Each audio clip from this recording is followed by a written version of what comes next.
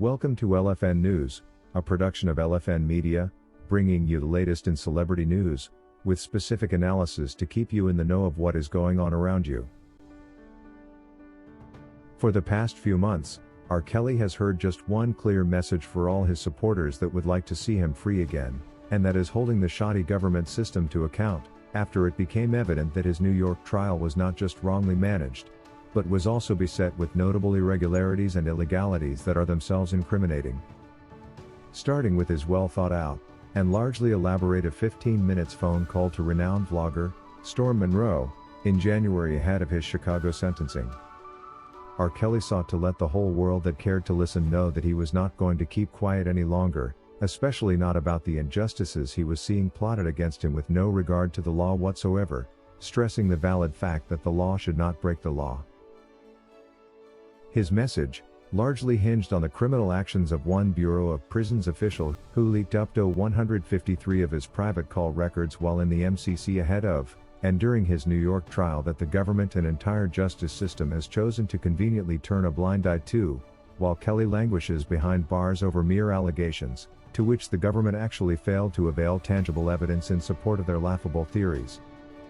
He also implicates another renowned blogger, Tasha K., who actually received and re-shared that illegally obtained information with the government witnesses and their parents, a fact she personally bragged about in her podcast.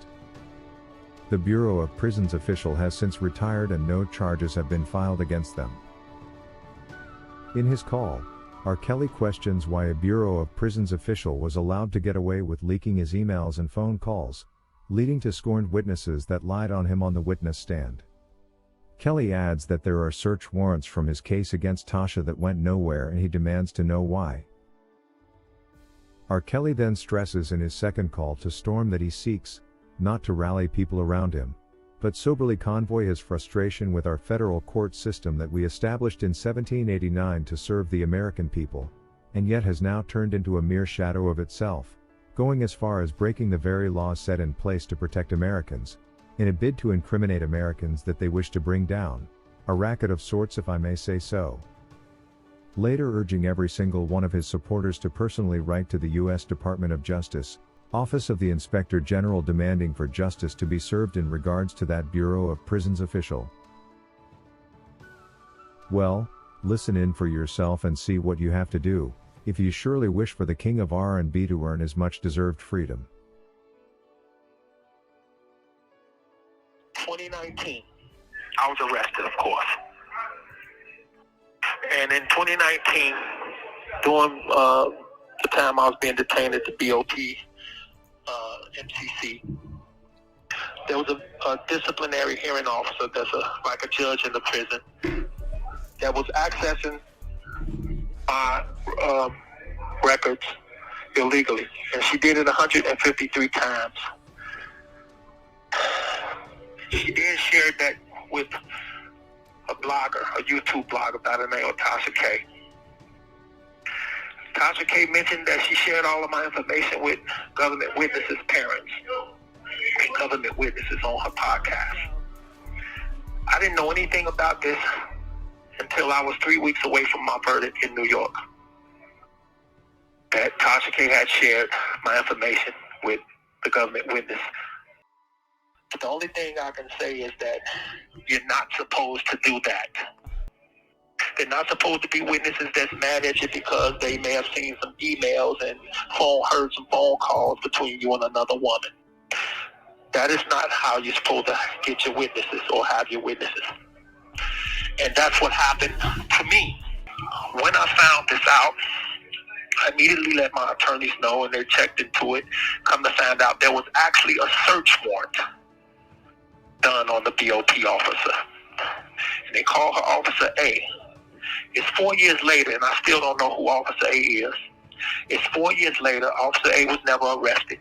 Tasha K was never arrested or faced any kind of charges for witness tampering or computer theft or showing my illegal law enforcement information to witnesses. It's a crime to even access those records. There is a search warrant that exists. I don't know if the public knows about it, but it is public knowledge. Yes, I have a court case in New York. Even though I can't go into that court case or talking about that court case, but those are the facts. There's a search warrant that exists. The search warrant cannot be executed unless a judge signs off on it. So obviously a judge thought that it was enough probable cause to even sign off on the search warrant to be executed on the BOP officer. Now, I don't know Tasha K or whoever. I'm not mad at these people. I just don't think that they understand how the law is supposed to work. You can't tamper with witnesses, federal witnesses in a federal case. You can't be showing them contraband and illegal contraband off the system here.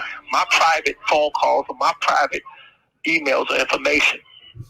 That you can't do. And those things were done. And here are excerpts from his second call that also has his call to his supporters. Listen in.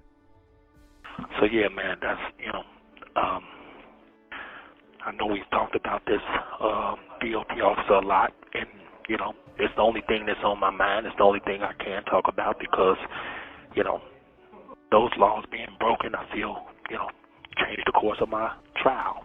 And look where that got me. So there's nothing else to talk about when you're caged up and, you're looking at the key on the outside of the door as to what you feel and your opinion got you in that cage.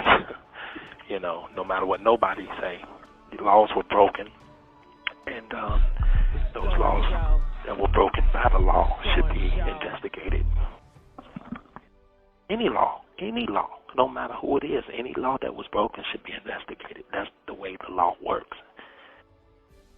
So that's why I was urging them to write the U.S. Department of Justice, Office of the Inspector General.